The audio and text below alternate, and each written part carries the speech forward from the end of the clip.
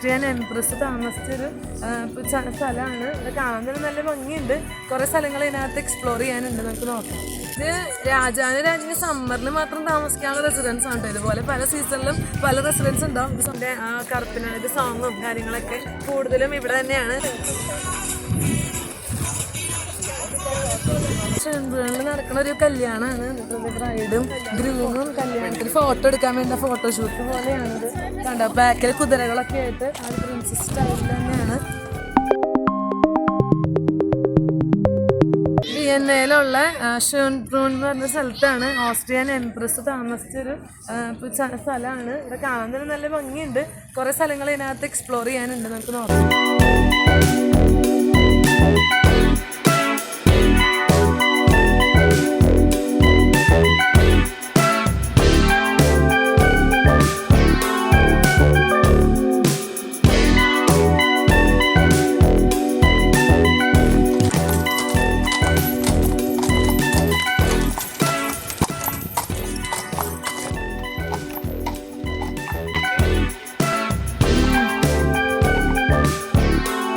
ഇത് നമ്മുടെ ഓസ്ട്രിയയിലെ വിയന്നയിലുള്ള നമുക്ക് ഷേൺബ്രൂൺ എന്ന് പറഞ്ഞൊരു സ്ഥലമാണ്.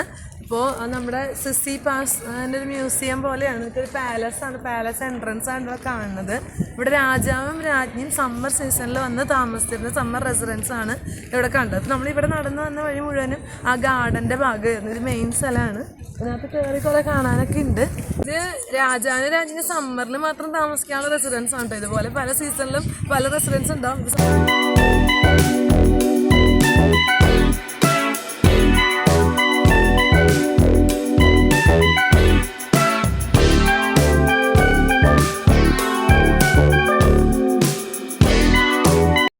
ഇവിടെ ഷെൻബ്രണിൽ നടക്കുന്ന ഒരു കല്യാണമാണ്. ബ്രൈഡും ഗ്രൂമും കല്യാണത്തിന് ഫോട്ടോ എടുക്കാൻ വേണ്ട ഫോട്ടോഷൂട്ട് പോലെയാണിത്. കണ്ടോ, ബാക്കിൽ കുതിരകളൊക്കെ ആയിട്ട് ആ ഒരു പ്രിൻസസ് സ്റ്റൈലിൽ തന്നെയാണ്.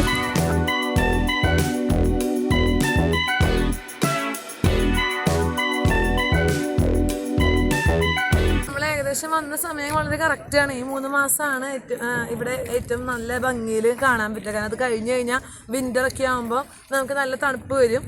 അപ്പോൾ ഈ സമയത്ത് പ്രത്യേകിച്ചും ഫാളൊക്കെ തുടങ്ങുമ്പോൾ ഇലകളുടെ ആയാലും കളർ പതുക്കെ മാറി തുടങ്ങി. വലിയ ചൂടില്ല, വലിയ തണുപ്പില്ല, അങ്ങനെ ഒരു കാലാവസ്ഥയും കൂടി. ഒക്ടോബർ ആ സമയത്തേക്ക് ആയിരിക്കും ഏറ്റവും കൂടുതൽ നല്ലത്.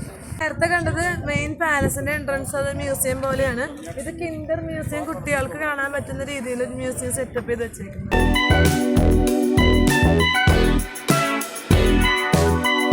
ഇവിടെ തണലുള്ള ഇങ്ങനത്തെ ഉള്ള ഷെൽട്ടർ സ്ഥലങ്ങളുണ്ട്. അപ്പോൾ എത്ര ചൂടാണെങ്കിലും ഇവിടെ വന്ന് നിന്ന് കഴിഞ്ഞാൽ ഭയങ്കര ഒരു കൂളിംഗ് എഫക്റ്റ്. ഗ്രീക്ക് മെത്തഡോളജിയുള്ള സ്റ്റാച്യൂസാണ് ഇവിടെ ഉള്ളത്.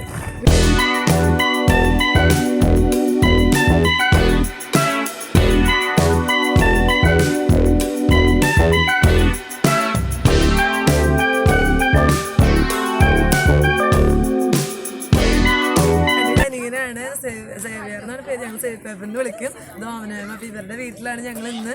അപ്പോൾ ഓസ്ട്രേലിയയിൽ ഇപ്പോൾ നമ്മുടെ വീടെന്ന് പറയുന്നത് ഇവരുടെ വീടാണ്. ആ കറുപ്പിനാണെങ്കിൽ സോങ്ങും കാര്യങ്ങളൊക്കെ കൂടുതലും ഇവിടെ തന്നെയാണ്. ഇവിടെ കുറേ പൂക്കൾ ഉണ്ടായിട്ടുണ്ട്. റോസ് പൂക്കളുടെയൊക്കെ സമയം കഴിഞ്ഞു എന്ന് പറഞ്ഞു. പക്ഷെ എന്നാൽ പോലും ഇവിടെ അത്രമാത്രം മനോഹരമായിട്ടുള്ള പൂക്കളുണ്ട്. നമ്മൾ മറ്റേ ഊട്ടിയിലെ ബൊട്ടാണിക്കൽ ഗാർഡനൊക്കെയാണ് പെട്ടെന്ന് ഓർമ്മ വന്നത്. നന്നായിട്ടുണ്ട്. ഇനിയും കുറേ ഏരിയാസ് ഉണ്ട് കേട്ടോ ഇവിടെ എക്സ്പ്ലോർ ചെയ്യാനായിട്ട്.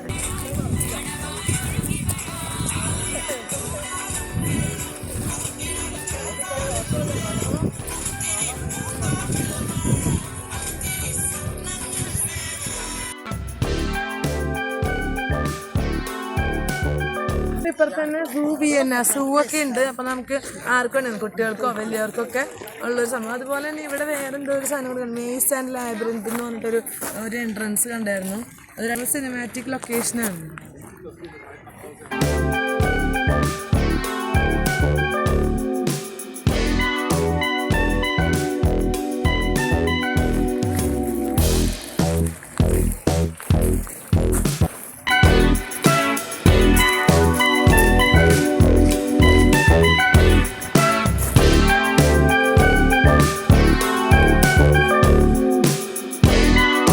ഫൗണ്ടനും വെള്ളമൊക്കെ ഉണ്ട്. ഇതിനകത്ത് നമുക്ക് കുഞ്ഞു കുഞ്ഞു താറാവുകളും മീനൊക്കെ ഉണ്ട്. ഇത് പറയുന്നത് ഭക്ഷണം കഴിക്കാനുള്ള സ്ഥലങ്ങളൊക്കെ ഉണ്ട് മുകളിലേക്ക് പോയി കഴിഞ്ഞാൽ.